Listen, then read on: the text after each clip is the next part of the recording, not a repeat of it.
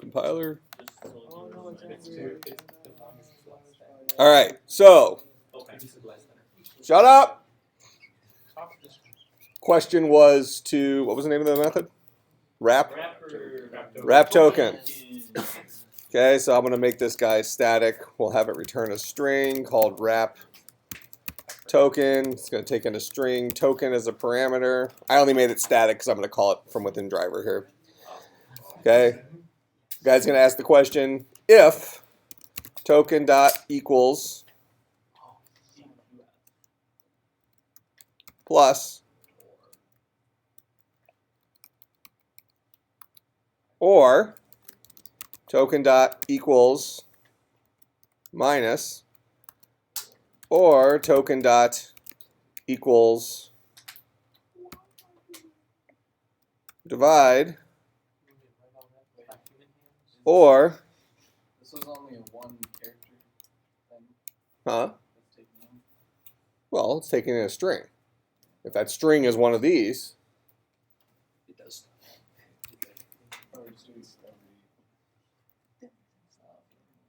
That is a string of unknown length. no, it took in a token. The length is token dot length.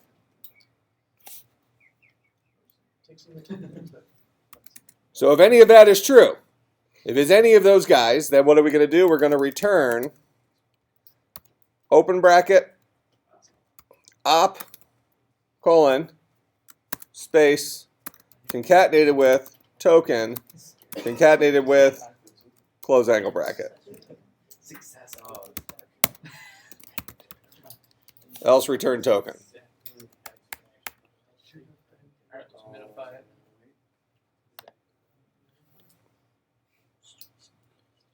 So there's your solution.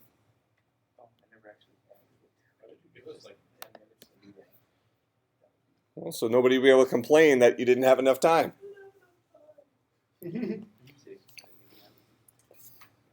So, Where's the chair? did everybody get it right? Yes. Yeah, I did it differently. Give or take. There shouldn't have been any token equal plus. So nothing like that. You tell me. That's like the address. Yeah. That's comparing the address of token to be equal to the same thing as the plus sign. Which could theoretically work. But the rest of my code is perfect. So this is the primitive type comparison operator.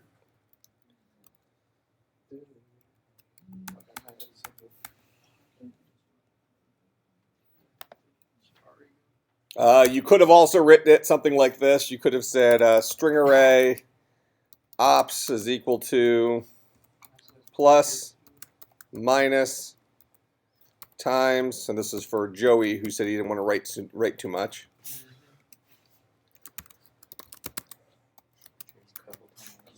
You didn't do it with a for each, man? How much hand power do you think I have? A long way.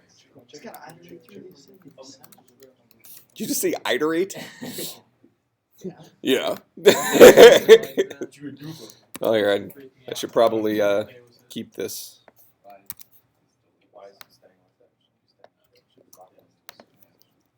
If token dot equals ops at bucket I, return that. So there, that'll work as well.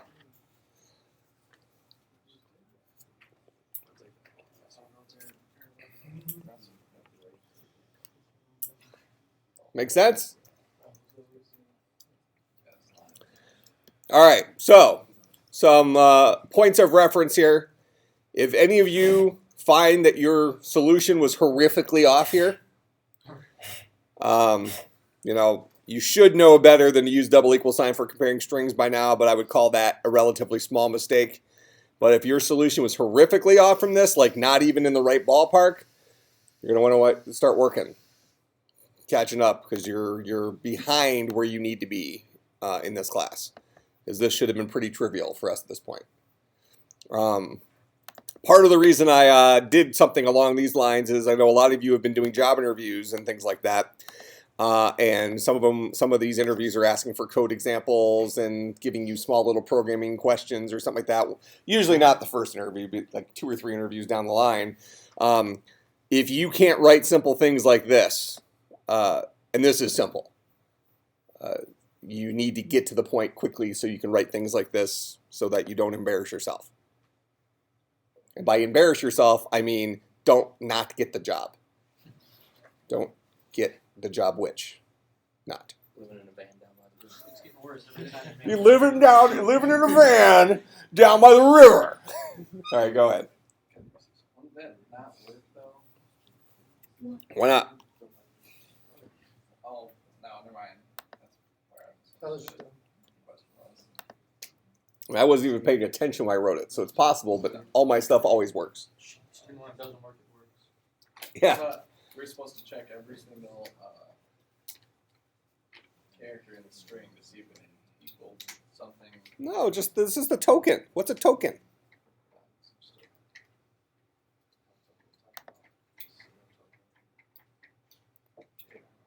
So your input's going to look something like that, or like that, or like that.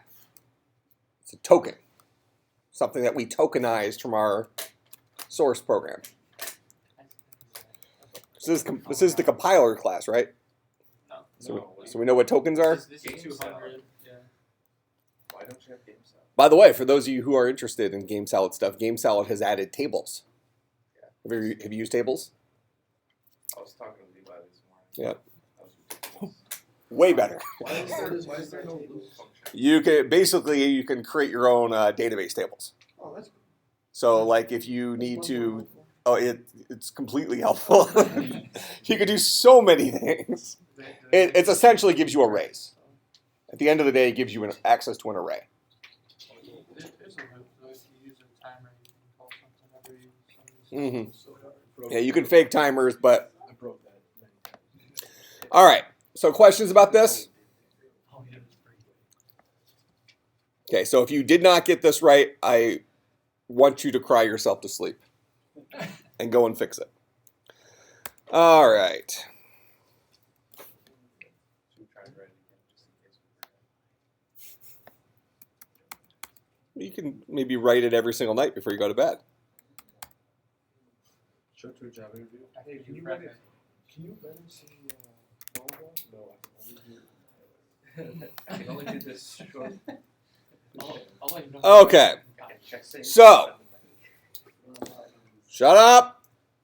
So last time we were finishing up our grammar again, and we near the end came up with this idea of a 4-part 1 expression, grammar.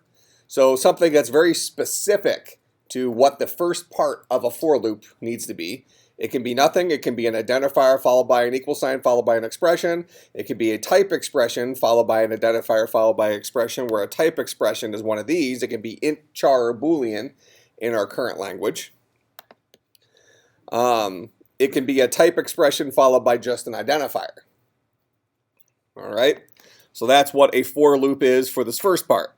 Second part is this idea of a Boolean expression. Boolean expression is a Boolean, either just a Boolean logical expression, or it's a Boolean arithmetic expression. What are those guys? A Boolean arithmetic expression is either just an identifier, but we need to think about that, or, well, we're okay with that because that if they use something that's the wrong type, that would just be a syntax error. So with identifier, it's a numeric literal,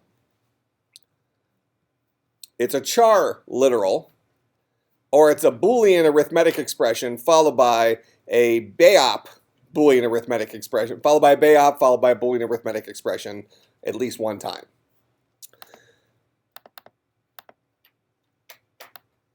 Are these, is the numeric literal and a char literal, are they by themselves? Can they be a Boolean expression? Can we just have an identifier and have that be a Boolean expression? Possibly. Possibly, if it's true or false. If it's a variable that holds true or false. Numeric literal, could we ever have a number that on its own represents a Boolean expression? A Boolean arithmetic expression? No. Any Boolean expression boils down to a single value of true or false. So that's why in our syntax down here, we're saying this is a Boolean arithmetic expression followed by at least one. That's what this little plus sign here says. At least one Boolean arithmetic operator followed by a Boolean arithmetic expression. So that's how we build things like 5 less than 10. Those types of things.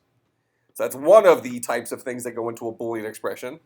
Another thing that goes into a Boolean expression is a Boolean logical expression, which is a Boolean literal, true or false, or an identifier, which may hold true or false if it's not syntax error, or it's a Boolean expression followed by at least one blop followed by another Boolean expression. Make sense? Okay. What's a blop? Blops are our logical operators. What's a BAOP? BAOP is our mathematical arithmetic Boolean operators. Okay, so let's get back down here to this guy. So, for loop first part's good. Boolean expression for the second part, good. So doesn't in the Boolean arithmetic expression, we have to change it to not have char literal or numeric literal. Because as it is, those could be Boolean expression themselves. No, because this requires at least one of them. But that's what the plus sign here means. Boolean expression just says it has to be a Boolean or it can be a Boolean arithmetic expression. Which Correct. Can be just a numeric literal. No, it can't be. This is the Boolean arithmetic expression right here. It can't just be one of these. It has to be, oh, I get what you're saying. I get what you're saying.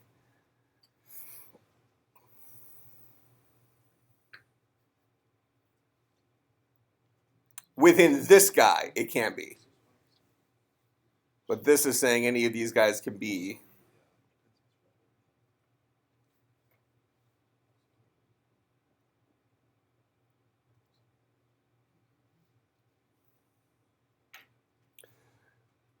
So we really need to have something that represents these three things.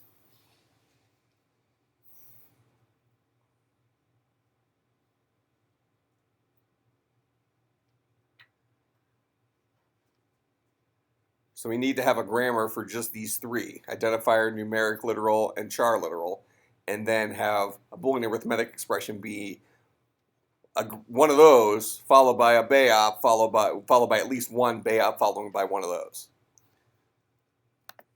What do we name that guy?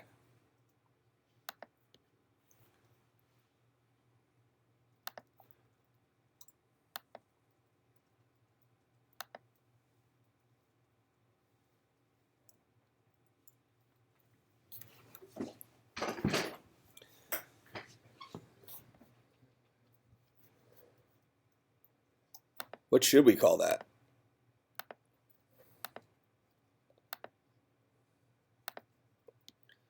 We need a grammar that just has these three in it. Boolean arithmetic expression helper.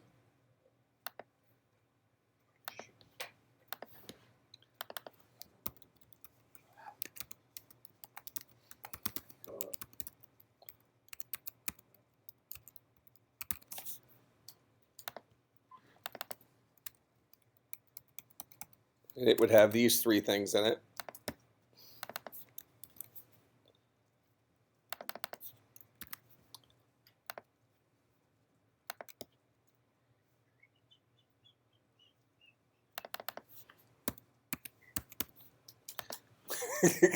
Boolean arithmetic expression helper. Bah. I'm sure somebody in here can make a better sheep sound than that. All right. There you go. So this guy,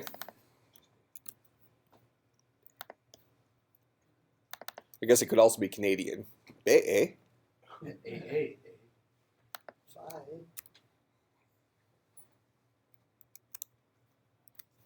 It's one of those, followed by a BAOP.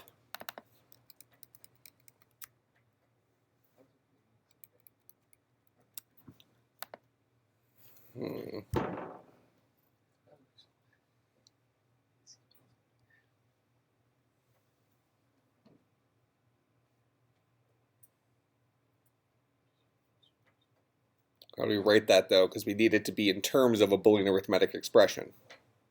I think we need two productions. We need that, or we need... Oh, hello.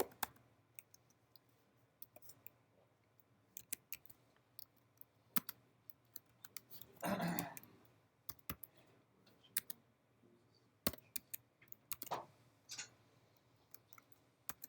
think that... noises a robot makes.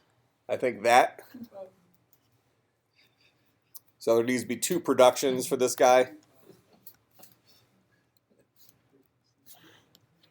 One starts with, either one of them needs to start with a Boolean value, if you will, followed by a BAOP, followed by either a Boolean arithmetic expression, at least one of them, or followed by another value, Boolean value. Okay? So that's for Boolean arithmetic expression. It's done in terms of these guys. Boolean logical expression, can it be a Boolean literal? Yes. Could it be an identifier? Yes. Can it be a Boolean expression? Actually, this should probably say Boolean logical expression. No. I did that last time. Boolean expression followed by a blop, followed by a Boolean expression. I think this one's fine. All right. So our language has gotten fairly complex in its simplicity.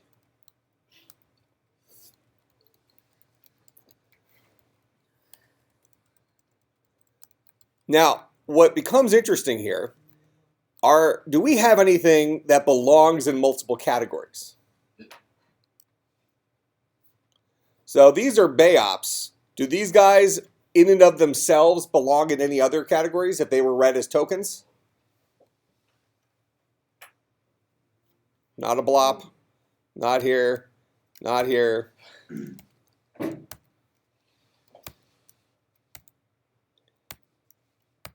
So something we need to be careful about when we're writing our grammars is to make sure that something isn't represented in more than one place, or if it is represented in more than one place, how do we treat it?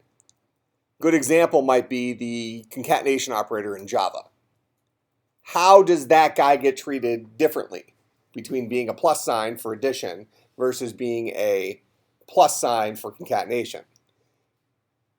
So it's going to come down to there's different types of expressions. There's going to be a math expression that has a plus sign as part of its syntax, right? And that plus sign would be interpreted, it's a token in and of itself, just being plus.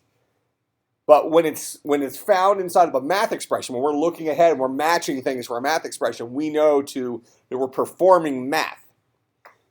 The plus sign in and of itself doesn't perform math. All it is something that tells us we're trying to do either math or we're doing concatenation. So based on the bigger world, the bigger expression that it lives within, we know which thing we're matching.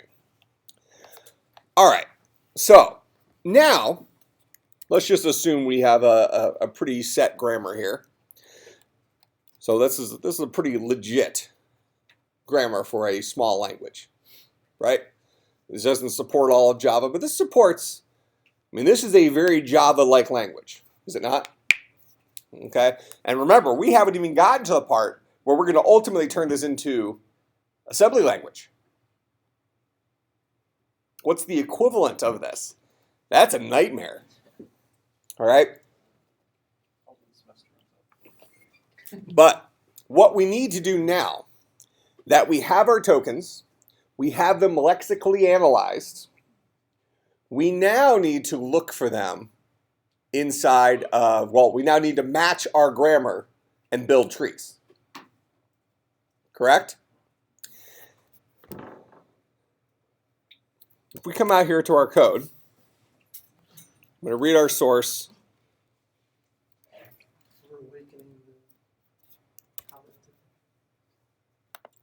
Let's go into our lexical analyzer dealy flippy thingy.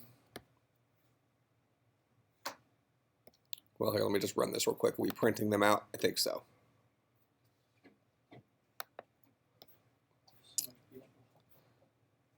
Looks like not.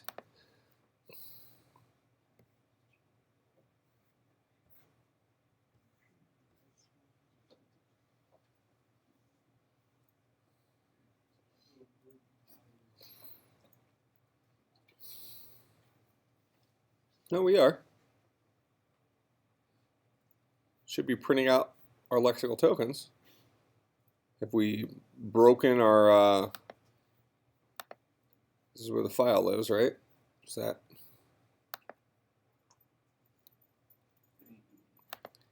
Oh, I think we need to process it first. Process statement splits it into tokens, then we lexically analyze it. So we were starving it. We weren't allowing it to, there we go. So here's all our tokens that have been lexically analyzed. Now we need to start building trees. Okay? The who?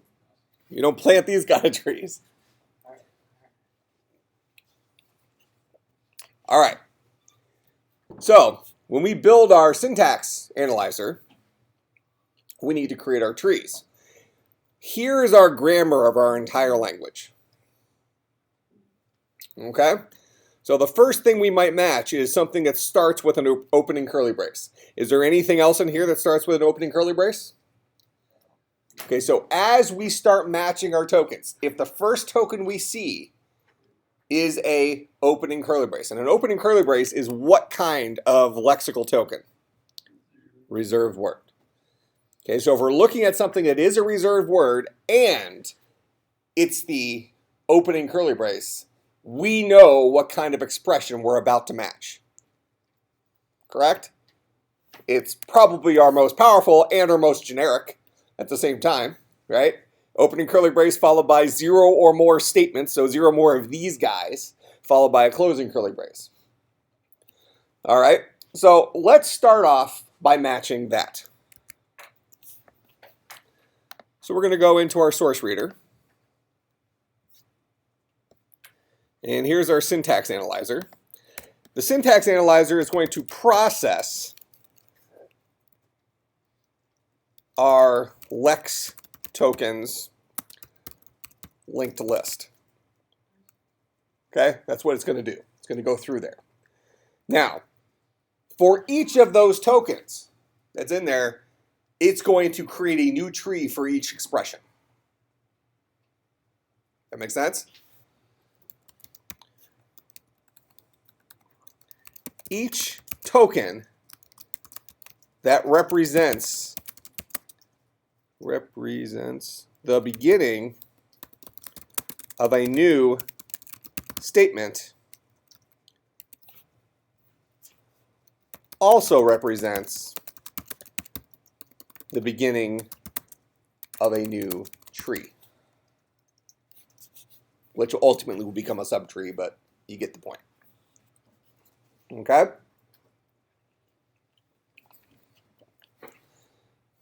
So we're going to write the code that only deals with the start of a tree dealing with a opening curly brace to start with. Okay, so for string lex token in lex tokens, how about string LT? I like that better. String LT for lex token.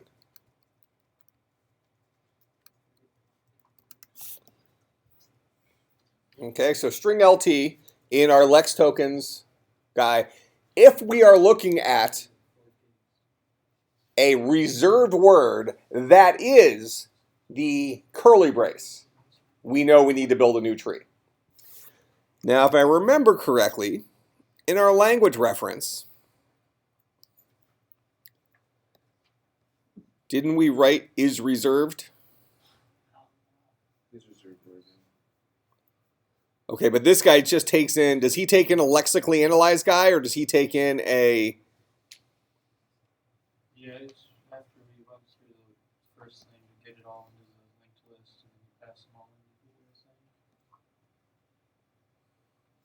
That's the way I remember it, bro. Yeah. No, this is used for our mapping, not for our. So we can't ask if something is a reserved word from this. So we're gonna have to write the code inside of our source reader, which is actually probably preferable.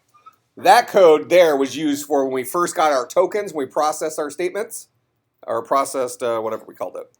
When we first had our tokens, we would say, is this guy a reserved word? And if it was, then we'd wrap it appropriately. But at this point, they're already wrapped. So when we come in here, each LT is a wrapped token. That's what we're dealing with there. Okay, something that's already been wrapped. So how do we recognize something as being a reserved word? If I have a token sitting in front of you, it's a variable called LT, and I want you to tell me whether or not that is a reserved word. How would we do that? Say reserved. Okay, it would say reserved at the beginning. Okay? How do we check for that? How would I write the code to check for, does it say reserved at the beginning? Semicolon delivered. What? Check the first. Check the first chars until you hit a semicolon. If that is, Check the chart. You're still stuck in this mode that we're still processing strings. we wrap them. Yeah, so here. We need to get you past something here. All right. Here's the output. A reserved word is going to look like this. That's what LT is. That's an example of LT. Right. Okay, so why are you searching for semicolons and stuff? Because you want to check the first bunch of chars until you hit semicolon. But there is no semicolon in this. Or colon. Oh, okay, that's the problem. Colon. I thought you were being a different kind of idiot. Well, I don't know. My apologies. You were just confused between colon and semicolon. Okay, I got you. So you want to, now it makes more sense. You want to read through this string until you finally hit a colon and capture the stuff, right? Okay. There is a more bestest way of doing this. Your English is real good. I love the fact that nobody even reacts anymore. Yeah, it's respect, yeah.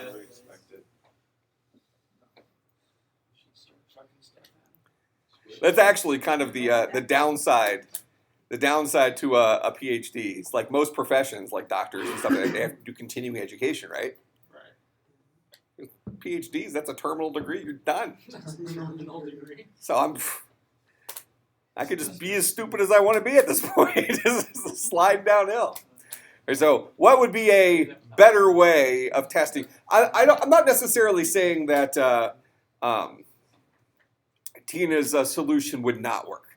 He wants to essentially build up the subtoken, being the first part of it, splitting on the colon, and getting the first part. And if the first part is equal to the string, what? Slash or angle bracket reserved, then this guy's a reserved word.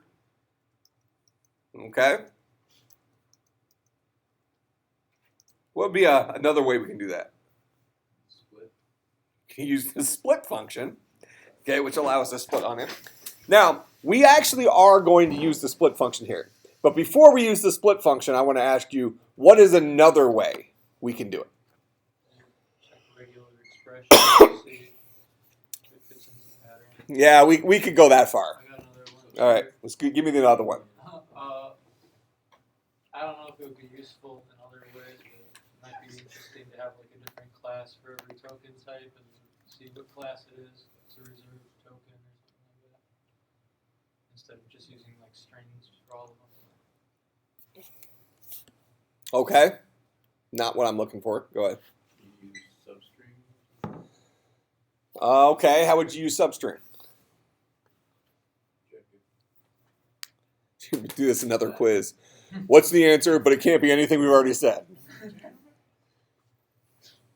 Check it for a substring of angle bracket reserved. Okay, I think you're on to this right thing. How would we actually check for that? I don't know. That's related to the solution that I want here. But how would we actually check for that? We want to ask the question, does this guy begin with angle bracket reserved? Index of.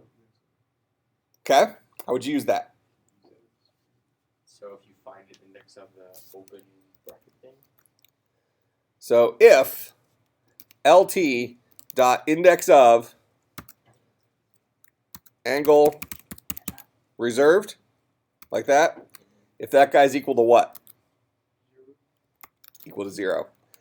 If that's equal to 0, that means it began with that. That make sense? No. So, Well, another thing is we don't have any other token types. Even with R, you can check to see if RF1 is R. absolutely, you absolutely could. Now, this would work perfectly fine. The problem with this is that assuming we're dealing with a reserved word, we still need to get the second half. So the follow-up question is, how do we extract the value from the second half? That makes sense?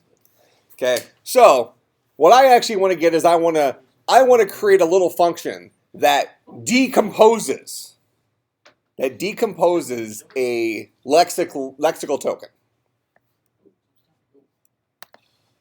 We got 5 minutes. I said almost. Okay. So we're going to create a private function. This guy's going to return a string array. And this guy's going to be decompose lex token. He'll take a string LT as a parameter. And I want to create a new string array.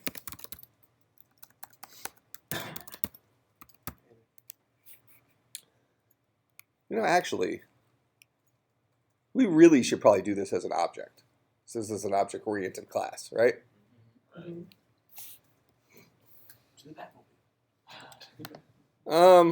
Man, do I want to... For right now, let's just do it this way, since we're short on time. We'll do the object version of this on Monday. So I'm going to create a string array. String array parts is equal to a new string array 2.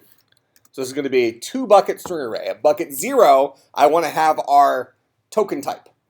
At bucket 1, I want to have our value. Okay? So I'm going to say string array temp is equal to LT dot split on the colon. Okay? So now temp at bucket 0 has exactly what we want it to be, with one exception. The angle bracket. So we need to actually get the substring. The angle bracket. Is that like a thing? So I'm actually going to call this parts. We'll just fix this guy in line. So we know that's going to be a 2-bucket array. So we have string array parts. Then we're going to say parts at bucket 0 is equal to parts at bucket 0 dot substring 1. Give me everything but bucket 1. So that'll peel off the opening angle bracket. Make sense? Then we'll say parts at bucket 1 is equal to parts at bucket 1 dot substring 0 to parts at bucket 1 dot length minus 1. It's non-inclusive. So this will give us everything except the closing angle bracket. That make sense? Then we'll return parts. That's what our little decomposed lex token will do.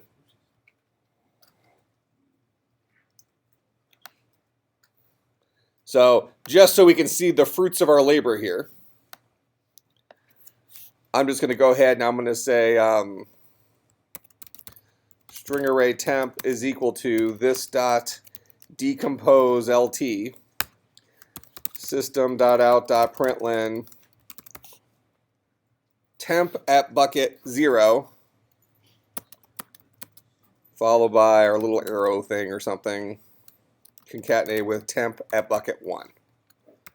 So this should prove that it accurately split it for us. Make sense? Good. Well, not to like go back over how everything's been made up to this point. Mhm. Is there like a reality in which instead of splitting when we get the tokens, instead of putting them in strings, there would be another class, like a token class? that would have Absolutely. each of the parts Absolutely. spoken? Yep. In fact, that's kind of what we're going on Monday, is putting them in there. Why store them as our wrapped strings when we can actually store them as the 2 individual parts, especially if we're going to end up having to decompose them anyways. So just to see this work, we'll go ahead and call our syntax analyzer. And what this guy should do is it should currently go through all of our tokens, all of our lexically analyzed tokens, and show you the 2 parts, proving that we were able to decompose them. So what has our thing done? Well, here, I'll go ahead and run that real quick. So reserved, semicolon, reserved, closing curly brace, all that stuff. So I think that works. Okay. Now, what's interesting here is what have we accomplished through our 3 parts of our compiler so far? We've processed source code, turned it into tokens. We then took those tokens and wrapped them into a lexical value. Then what do? We decomposed our lexical value back to the original tokens. Okay? So what we're going to do on Monday, because we don't have class on Friday, what we'll do on Monday is we'll put these into a token, or a lex token object that will hold the 2 parts and also be able to report, am I one of these guys? So then when we come in here, we can say, are you a reserved word and are you this reserved word? Does that make sense? So we'll be able to ask those objects those questions rather than going down this procedural route where we're actually decomposing it and having to check the 2 pieces only to go back and have them put back together. Okay? All right, so I will see everybody on, well, I should see most of you tomorrow, 11:30, right down the hall for the computer science get-together. Make sure you show up on time so you can have the best chance of winning the meet and greet thing. Blah, blah, blah.